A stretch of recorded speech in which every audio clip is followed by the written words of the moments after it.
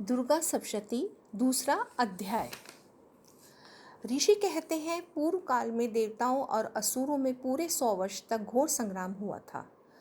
उसमें असुरों का स्वामी महिषासुर था और देवताओं के नायक इंद्र थे।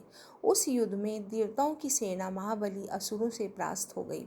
संपूर्ण देवताओं को जीतकर महिषासुर इंद्र बन बैठा। तब पराजित देवता प्रजापति ब्रह्मा जी को आगे करके उस स्थान पर गए जहाँ भगवान शंकर और विष्णु विराजमान थे। देवताओं ने महिषासुर के पराक्रम तथा अपनी पराजय का यथावत वृत्तांत उन दोनों देवेश्वरों से विस्तार पूर्वक कह सुनाया। वे बोले, भगवान, महिषासुर सूर्य, इंद्र, अग्नि, वायु, चंद्रमा, यम, वरुण तथा अन्य देवताओं के भी अधिकार छीनकर स्वयं ही सबका अधिष्ठाता बन बैठा है।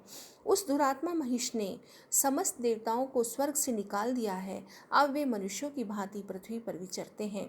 दैत्यों की यह सारी करतूत हमने आप लोगों से कह सुनाई। अब हम आपकी ही शरण में आए हैं। उसके वध का कोई उपाय सोचिए। इस प्रकार देवताओं के वचन सुनकर भगवान विष्णु और शिव ने दैत्यों पर बड़ा क्रोध किया। उनकी भौहें तन गईं और मुंह टेढ़ा हो गया। तब अत्यंत कोप में भरे हुए चक्रपाणी श्री विष्णु के मुख से एक महान तेज प्रकट हुआ। इसी प्रकार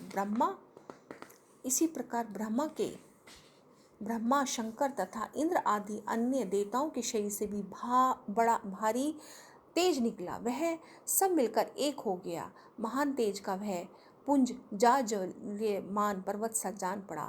देवताओं ने देखा, वहाँ उसकी ज्वालाएं संपूर्ण दिशाओं में व्याप्त हो रही हैं। संपूर्ण देवताओं के शरीर से प्रकट हुए उस तेज की कहीं तुलना नहीं थी। एकत्रित होने पर वह एक नारी के रूप में परिणत हो गया और अपने प्रकाश से तीनों लोकों में व्याप्त जान पड़ा। भगवान शंकर का जो तेज था, उससे उस देवी का मुख प्रकट हुआ। यमराज के तेज से उसके सिर में बाल निकल आए। श्री विष्णु भगवान के तेज से उनकी भुजाएं उत्पन्न हुई। चंद्रमा के तेज से दोनों स्तनों का और इंद्र के तेज से मध्य भाग का प्रादुर्भाव हुआ। वरुण के तेज से जंघा और पिंडली तथा पृथ्वी के तेज से नितंब बाग प्रकट हुआ। ब्रह्मा के तेज से दोनों चरण और सूर्य के तेज से उनकी उंगलियां हुई। वसुओं के तेज से हाथों की उंगलियां और कुबेर के तेज से नासिका प्रकट हुई। उस देवी के दांत प्रजापति के तेज से और तीनों नेत्र अग्नि के तेज से प्रकट हुए। उसकी भौहें संध्या के और कान वायु के तेज से उत्पन्न हुए थे। इसी प्रकार अन्य अन्य देवताओं के तेज से भी उस कल्याणमयी देवी का आविर्भाव हुआ। तदनंतर समस्त देवताओं के तेज पुंज से प्रकट हुई देवी को देखकर महिषासुर के देवी सताए हुए देवता बहुत प्रसन्न हुए। पिनाकधारी भगवान शंकर ने अपने शूल से एक शूल निकालकर उन्हें दिया। फिर भगवान विष्णु ने भी अपने चक्र से चक्र उत्पन्न करके भगवती को अर्पण किया। वरुण ने भी शंख भेंट किया। अग्नि ने उन्हें शक्ति दी और वायु ने धनुष तथा बाण से भरे हुए 2 तरकश प्रदान किए। सहस्र नेत्रों वाले देवराज इंद्र ने अपने वज्र से वज्र उत्पन्न करके दिया और एरावत हाथी से उतारकर एक घंटा भी प्रदान किया।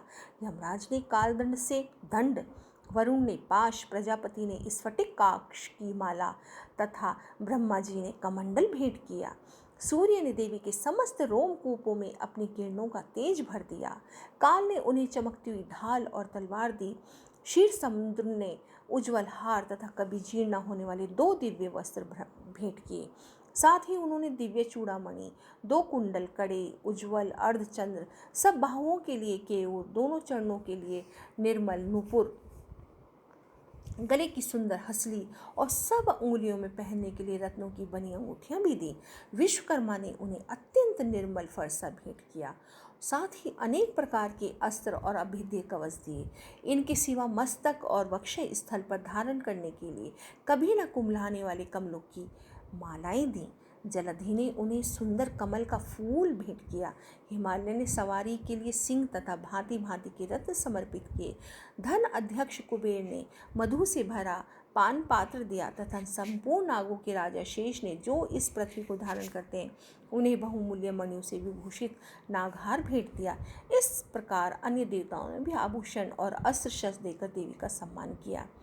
तत्पश्चात उन्होंने बारंबार अट्टहास पूर्वक उच्च स्वर से गर्जना की। उनके भयंकर नाद से संपूर्ण आकाश गूंज उठा। देवी का वह अत्यंत उच्च स्वर